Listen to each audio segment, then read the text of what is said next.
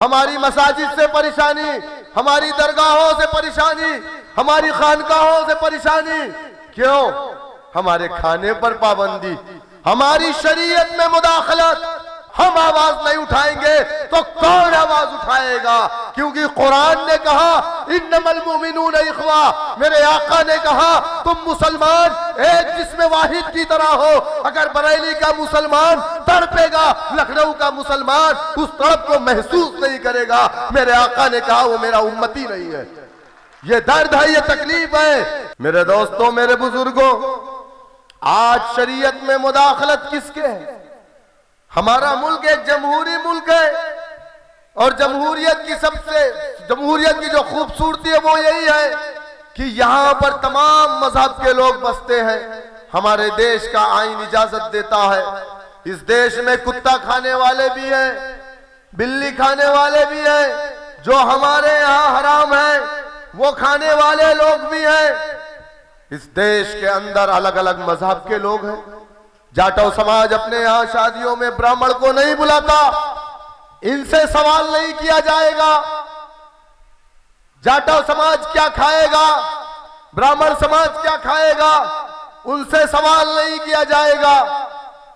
हमारे पर्दे से परेशानी, हमारी दाढ़ी से परेशानी, हमारी टोपी से परेशानी, हमारी मसाजिद से परेशानी, हमारी दरगाहों से परेशानी, हमारी खानकाहों से परेशानी। क्यों?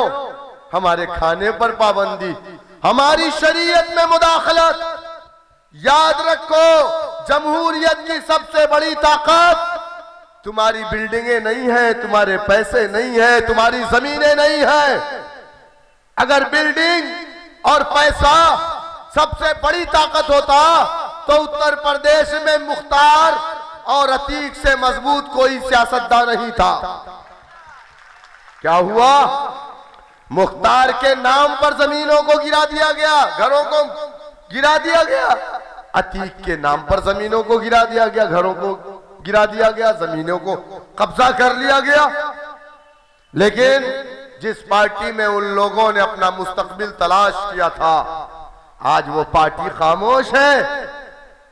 अगर किसी ने मुख्तार अंसारी या अतीक अहमद या आजम खान साहब की दिफा में बात किया था तो मैंने और मेरे कायद ने किया था। किसी पार्टी के लोगों में हिम्मत नहीं है जो अपने आप को मुसलमानों की हितैषी समझती है।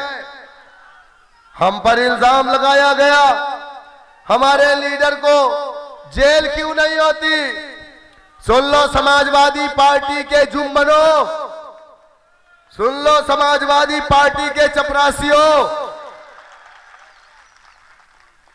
तुम्हारे जो कायद है ना, जिसको आजम खान ने कहा था कि मुलायम सिंह यादव के धोती के नीचे खाकी न करे, ये मैं नहीं कह रहा हूं, आजम खान ने कहा था, अखबारों की कटिंग है।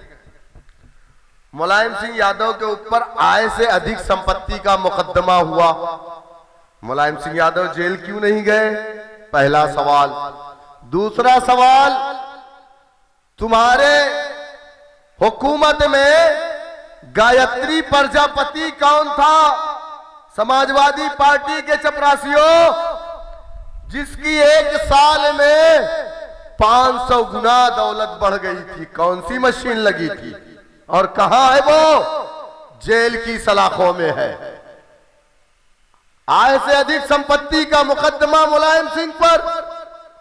गोमती रिवर फ्रंट की जांच चल रही है, 11-12 लोग जेल चले गए हैं। भैया के पास क्यों कोई जांच नहीं हो रही है? वो जेल क्यों नहीं गए? अब आप जवाब दीजिए। अगर सवाल की बात करेंगे, और सुनो, मजलिस की तारीख है, मेरे कायद को पुलिस वालों ने मारा था, 19 टाके लगे थे, जेल की सलाखों में डाला था। मजलिस की तारीख है, मजलिस इत्तेहादुल मुस्लिमीन के बानी फख्र मिल्लत अलैहिर्रहमा कोई 11 महीने इसी कांग्रेसियों ने जेल की सलाखों में रखा था बगैर किसी एफआईआर के। और आप कहते हो हमारे फ्लोर लीडर जनाब अकबरुद्दीन ओवैसी साहब को 45 दिन जेल में रखा गया। आज जो लोग 20 लाख मुसलमानों को काट देने की बात कर रहे हैं, एक तो हमारे दरमियान से गंदगी निकल करके गई। कुत्ते की खाल पहनो या तुम किसी भी जानवर की खाल पहनो, हमारे देश का संविधान इस बात की तुझे इजाजत देता है। तू त्यागी बन जा या मिश्रा बन जा, हमारे देश का संविधान इस बात की इजाजत देता है। लेकिन देश का संविधान इस बात की इजाजत नहीं देता कि तुम जैसे कुत्ते मेरे आका की शान में गुस्ताखी करेंगे। अब पुलिस वाले नहीं पकड़ने जाते हैं, 107, 116 का मुकदमा होगा, गाड़ी स्टार्ट करेंगे, मुसलमानों के दरवाजे पे पहुंच जाएंगे। तो मुसलमानों, आप फोन किसको करते हो? मास्टर साहब को, प्रोफेसर साहब को, डॉक्टर साहब को किसको करते हो? सियासतदान को करते हो। मैंने कहा ना कि जमहूरियत की सबसे बड़ी ताकत सियासत है। अगर आज बीजेपी के वो जोकर बाहर हैं जो हमारे आका की शान में गुस्ताखी करते हैं, तो उसकी सिर्फ और सिर्फ एक वजह है कि उनके ऊपर उनकी पुष्टपनाही कौन कर रहा है? सियासी जमात कर रही है। लेकिन आप बताइए, 27% जेल की सलाखों में, 14% देश के अंदर, ये नाइंसाफी के खिलाफ अगर मेरे कायद बोलते हैं तो तुम कहते हो बीजेपी की बी टीम है। ना बोला जाए, खामोश रहे। कौन बोलेगा?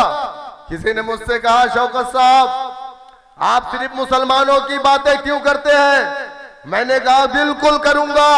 लोग क्यों नहीं करते मुसलमानों की बातें? इसलिए हम करते हैं, मजलिस इत्तेहादुल मुस्लिमीन करती है। अगर बाइक से 3 लोग गिर जाएं और उसमें सबसे ज्यादा जो जख्मी होगा, पहले अस्पताल उसी को पहुंचाया जाएगा ना।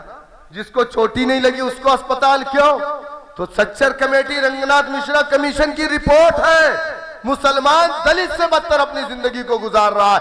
हम आवाज नहीं उठाएंगे तो कौन आवाज उठाएगा? क्योंकि कुरान ने कहा इन्नमल मुमिनून इख्वा, मेरे आका ने कहा तुम मुसलमान एक जिस्म वाहिद की तरह हो। अगर बरेली का मुसलमान तड़पेगा, लखनऊ का मुसलमान उस तड़प को महसूस नहीं करेगा। मेरे आका ने कहा वो मेरा उम्मती नहीं है। ये दर्द है, ये तकलीफ है। तुम खामोश रहोगे, हम बोलेंगे।